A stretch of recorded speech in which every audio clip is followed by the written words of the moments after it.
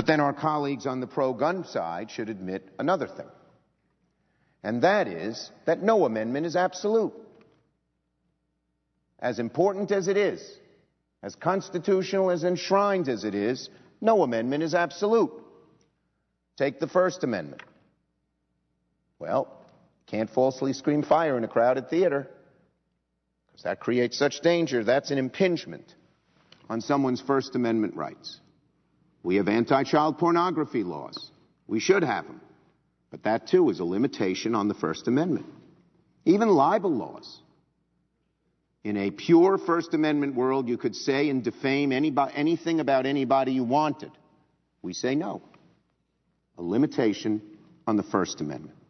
Well, just as there can be limitations on the First Amendment, and yet the essence of the First Amendment is preserved, the same should be true of the Second Amendment.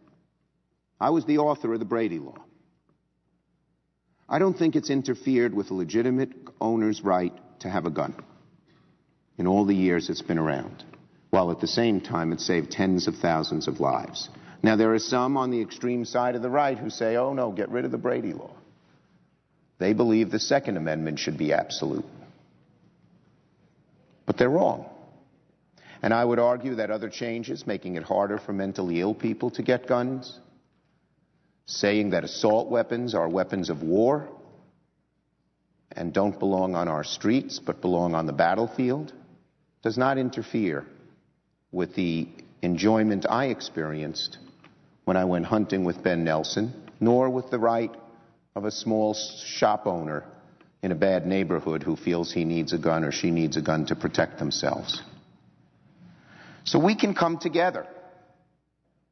There can be a way of moving forward in the middle, with the left admitting that the Second Amendment is important and as much part of the Constitution as the others, and with the right admitting that limitations on that amendment, like there are limitations on the First, Third, Fourth, Fifth, and Sixth, do not interfere with the fundamental right, and in fact that no amendment can be absolute. I believe that you can be both pro-gun and pro-gun safety, just like you can be in favor of free speech, but also against child pornography.